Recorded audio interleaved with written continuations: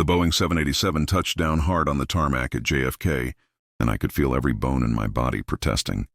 After 12 straight hours squeezed into coach. Yeah, coach. Not exactly the lifestyle you'd expect from someone who just spent a month in Germany, negotiating multi-million-dollar deals for one of the country's biggest hospital systems. But that's the thing about working in the shadows. Nobody sees you coming until it's too late. My name is Luke Hayes, and at 32 years old, I'm the guy who actually runs Apex Medical Group while everyone thinks my wife, Catherine, is just some pretty face with a big inheritance. Little did I know, the flight home was just the beginning of the most insane 24 hours of my life. I pulled my worn carry-on from the overhead bin, ignoring the businessmen in their $1,000 suits who pushed past me like I was invisible. Let them think whatever they wanted. I'd learned a long time ago that the real power players don't need to advertise. The humid New York air hit me like a wall as I stepped off the jet bridge, carrying that distinct smell of exhaust, hot garbage, and opportunity that somehow feels like home when you've been gone too long. My phone buzzed with a text from my driver. He was waiting at arrivals. At least some things never change. Here's what nobody tells you about being the secret weapon behind a billion-dollar empire. It's lonely as hell. My wife Catherine owns 60% of Apex Medical Group. Inherited it all when her father died 3 years ago. To the board, to the press, to everyone who matters. She's the brilliant heiress keeping her father's legacy alive. And me? I'm just the devoted husband who took the chief strategy officer title to support his wife's career. The reality? I'm the one who spent the last month touring German factories at 4 a.m, arguing with engineers in 3 languages, and negotiating deals that would make our competitors weep. Catherine's great at the vision stuff, the big picture strategy, the boardroom politics, but when it comes to getting your hands dirty with the actual work, that's all me. The town car slid through Manhattan traffic like butter, and I told the driver to take me straight to the hospital instead of home. I wanted to surprise Catherine, sure, but more than that, I needed to see what kind of mess I'd be cleaning up. A month is a long time to leave things running on autopilot, and my gut was telling me something wasn't right. The last few times I'd called, Catherine had sounded distracted, stressed in a way that went beyond normal executive pressure. She kept brushing off my concerns, telling me everything was fine. The hospital was running smoothly, but I've learned to trust my instincts. And right now they were screaming that fine was the last thing we were. Apex University Hospital rose up from the Upper East, sighed like a glass and steel monument to modern medicine. 20 stories of cutting-edge technology and world-class physicians, all wrapped up in blue-tinted windows that reflected the afternoon sun. My late father-in-law built this place from nothing, and watching it gleam in the daylight still gave me chills. I had the driver drop me at the main entrance instead of the executive garage. I wanted to see the hospital the way patients saw it, hear the real conversations happening in the lobby, get a sense of whether the culture we'd worked so hard to build was still intact. Call it paranoia, but in my experience, the devil's always in the details. Nobody thinks you're watching. The lobby was packed with the usual chaos. Patients checking in, families huddled together in worried clusters, the PA system calling out numbers in that automated voice that somehow manages to sound both urgent and bored. I stood near the reception desk in my rumpled travel clothes, probably looking like someone's tired relative who'd been on a red-eye flight, which technically I was. I was about to head up to Catherine's office on the executive floor when something in the center of the lobby caught my eye and froze me in place. Dr. David Chen was on his knees on the cold marble floor, his white coat spread around him like wings as he performed CPR on a middle-aged man who'd just collapsed. David's one of our best, head of cardiology, brilliant surgeon, and one of the few people in this hospital who actually gave a damn about patients over profit margins. Sweat was pouring down his face as his hands moved in that practiced rhythm. Chest compressions steady and sure, while he barked orders to the nurses gathering around him. This was exactly the kind of scene that reminded me why we did what we did, why all the long hours and political games and thankless work mattered. One man on his knees, fighting death itself, while the world rushed by around him. But here's the thing about moments of pure human decency. They have a way of making the ugliness around them stand out even more, because just a few yards away from David saving someone's life, near the revolving doors where sunlight was streaming in, there was a girl who couldn't have been older than 22. and she was absolutely losing her mind on our elderly valet. I recognized Henry immediately. The guy was a Vietnam vet who'd worked at this hospital since before I was born. A gentleman with white hair and kind eyes who treated everyone with respect. And here he was, being torn apart by some girl in a hot pink dress so tight and short it looked like it belonged in a nightclub, not a hospital. She had an intern badge pinned to her chest, and her face was caked with enough makeup to stock a department store counter. But it was her voice that really got me. Shrill, entitled, cutting through the lobby like nails on a chalkboard. What is wrong with you? I told you to park my Mercedes in the shade. Do you have any idea how hot black leather seats get? You're going to ruin my designer purse. She was literally stomping, her foot on the marble floor like a toddler throwing a tantrum. And poor Henry was apologizing, his head bowed, trying to explain that he'd been swamped with cars and would move it right away. But she wasn't listening. She just kept going, her voice getting louder and nastier with every word. Well, hurry it up. You move like a turtle. How does someone like you even get a job at a 5-star hospital like this? You've completely ruined my morning. I felt my jaw clench so hard I thought my teeth might crack. This was someone who worked here? This was the kind of employee we were hiring while I was gone. I watched in complete disbelief as she dismissed Henry with a wave of her hand and immediately pulled out her phone, switching to the front camera. And just like that, like flipping a switch, her whole demeanor changed. The scowl melted into this sickeningly sweet smile, and she started talking to her phone like it was her best friend. Hi, everyone. Good morning to all my amazing followers. Your girl Tiff had a little drama with some incompetent staff this morning.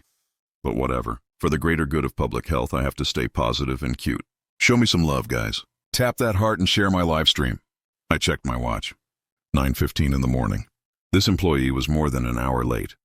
Dressed like she was heading to happy hour instead of working in a medical facility, and she was standing in our main lobby, live streaming herself after, verbally abusing a colleague, old enough to be her grandfather.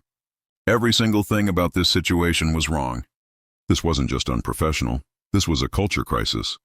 A sign that everything Catherine and I had built was rotting from the inside while I was gone. The contrast between David on his knees saving a life and this vapid kid performing for social media was so stark it actually made me feel sick. Grabbed my suitcase and walked straight toward the entrance. I went to Henry first, putting a hand on his shoulder. The old man flinched, then looked up at me with those tired eyes that had seen too much disrespect for one morning. He started to say something, but I shook my head slightly, letting him know I'd handle this. Then I turned to face the girl, Tiffany, according to her badge, who was still posing and pouting for her phone. Excuse me. My voice came out quiet but firm, the tone I'd learned from years of dealing with difficult people. This is a hospital, a place of healing. It's not a fashion show or a marketplace for you to be shouting at your elders. Furthermore, the workday begins at 8 a.m. It's now 9:15. You're late and you're causing a public disturbance. She lowered her phone and looked at me like I was something she'd scraped off her shoe. Her eyes scanned me from head to toe, taking in my wrinkled shirt, my tired face, my complete lack of designer labels. I could see the calculation happening behind those heavily made-up eyes. This guy was nobody, just some random person who thought he could tell her what to do. And who are you to stick your nose in my business? She sneered, her voice dripping with contempt. I'm reprimanding my employee. If you've got nothing better to do, go find a seat somewhere else and stop bothering me. I'm trying to engage with my fans. Then she did something that absolutely blew my mind. She raised her phone, shoved the camera right in my face, and her voice went up about 3 octaves into this grating, performative whine. Look at this, everyone. My day is already ruined by some bitter old man. Probably got fired from his job and his life's a mess. So he comes out here to start trouble. Poor little Tiffany, getting bullied even at work. I felt something shift inside me. I'd planned to just report her to HR and let the normal disciplinary process handle it.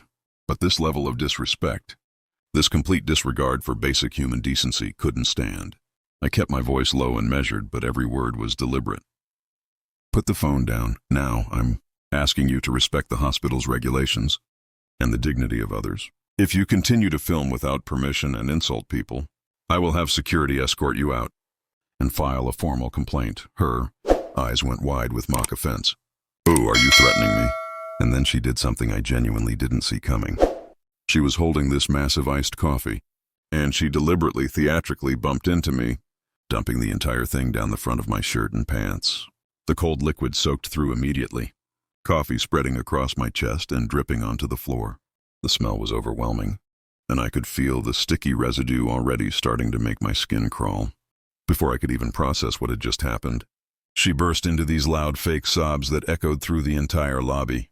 Actual crocodile tears started streaming down her face as she wailed into her phone. "Oh my God. What did you do? Can't you watch where you're going? You pushed me. You ruined my beautiful dress." She was looking at her live stream, checking the comments, performing this whole victim act for her audience. "Everyone, you're all my witnesses. This man, some crazy person, just assaulted a healthcare worker. That's me. My boyfriend gave me this dress. It's custom made. It costs like $2,000. It's ruined. How am I ever going to get this stain out?" I watched the crowd's reaction shift. People who hadn't seen what really happened were looking at me with suspicion, pulling out their own phones to record.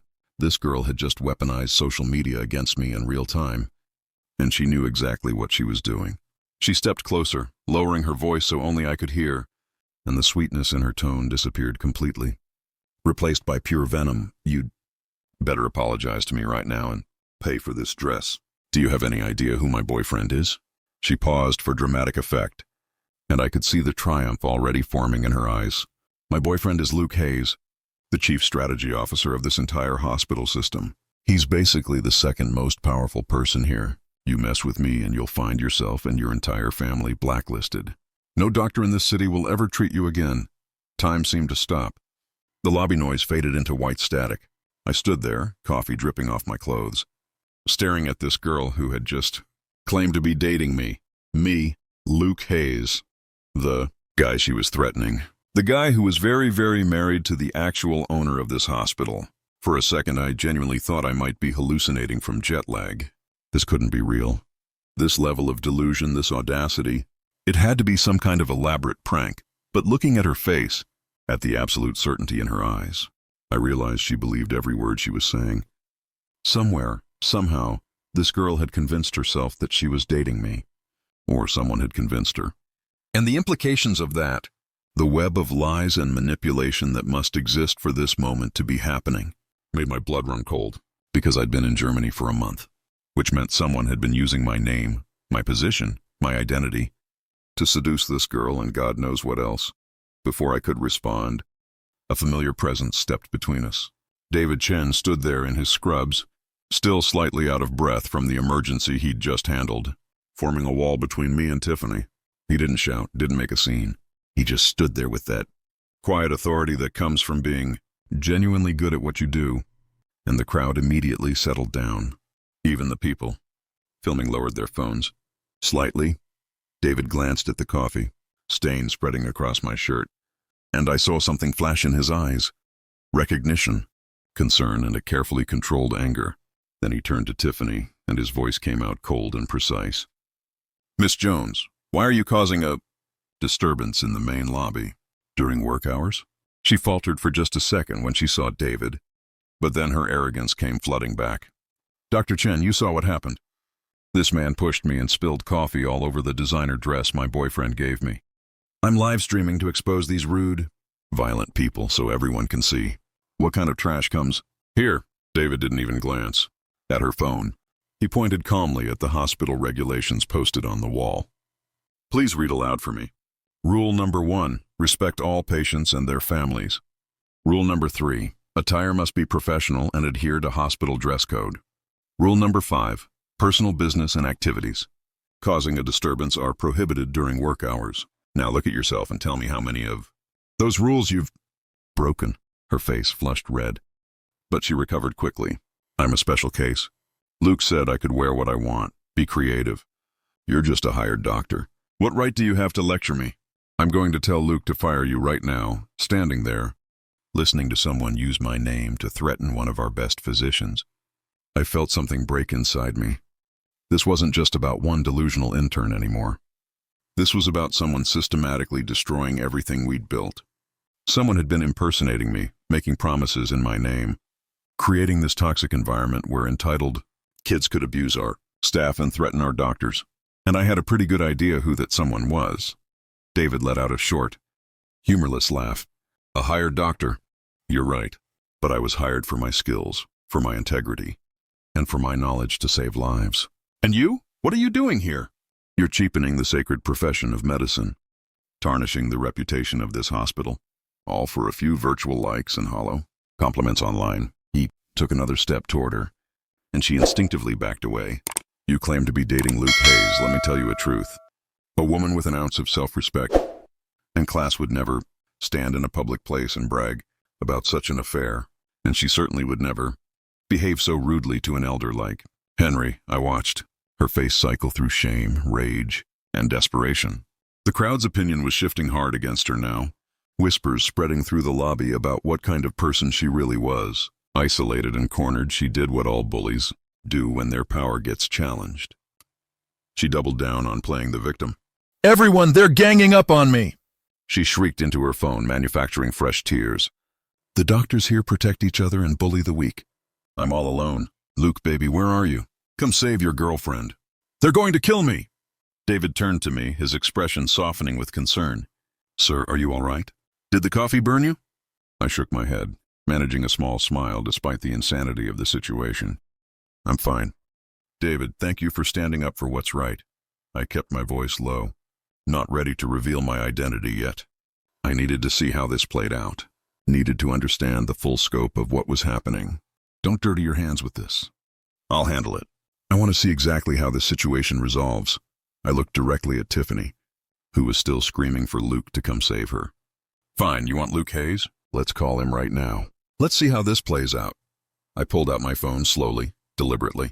According to my calendar, there was supposed to be a critical meeting happening right now on the executive floor. Department of Health officials, investors from Singapore, all the important people Catherine needed to impress.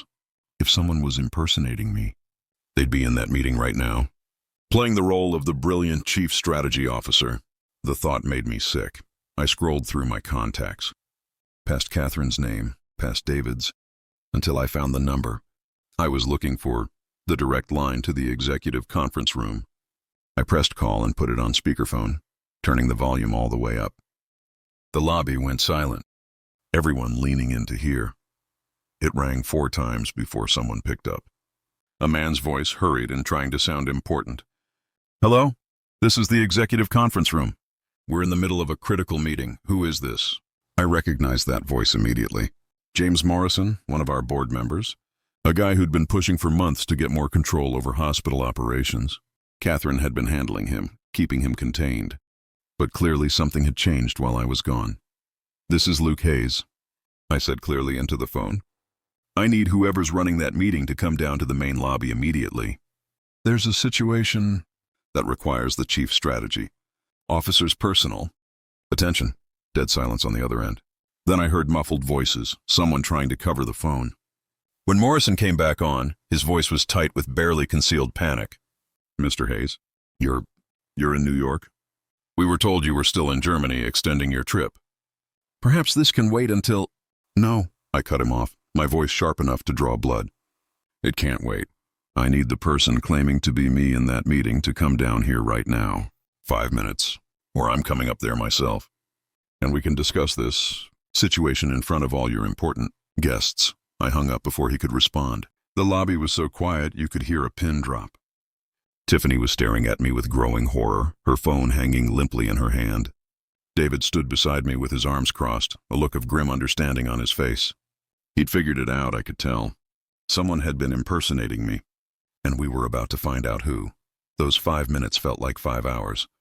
I stood there in my coffee-stained clothes, exhausted from the flight, running on nothing but rage and adrenaline. Around us, the crowd had grown. Word was spreading through the hospital that something major was happening in the lobby, and doctors, nurses, even patients were finding excuses to wander through. Phone cameras ready, the executive elevator dinged, and the doors slid open. A man stumbled out, his expensive suit disheveled, his face slick with sweat. He looked panicked, desperate, scanning the crowd until his eyes locked on Tiffany. And then slowly, inevitably, his gaze slid over to me. It wasn't some stranger. It wasn't even James Morrison. It was Marcus Chen, David's younger brother, someone I'd known for years. Someone who'd worked in our finance department, who I'd trusted to handle sensitive data, someone who had apparently decided that being Luke Hayes was more profitable than being himself. I watched the recognition dawn on his face, watched him realize that his entire world was about to collapse. Tiffany, seeing him, let out a sob of relief and ran toward him. "Luke, baby! Thank God you're here. These people have been—" "Shut up." His voice came out harsh, desperate. He grabbed her arm hard enough to make her wince, his eyes never leaving mine. "Shut up right now." I stepped forward, closing the distance between us until I was close enough to see the sweat beading on his forehead. "Hello, Marcus," I said quietly. "I think we need to have a conversation about identity theft and embezzlement and fraud. Don't you?" The lobby erupted in chaos, but I barely heard it. All I could think about was Catherine, and how I needed to tell her that while she'd been running the hospital, trusting our team, believing everything was fine, someone had been systematically betraying us, using my name, destroying my reputation, potentially stealing millions. And that's when I realized this was just the beginning. The real storm was about to break. And before this day was over, we'd discover that Marcus Chen and Tiffany Jones were just the tip of a very dark, very deep iceberg. The story was far from over. In fact, it was just getting started.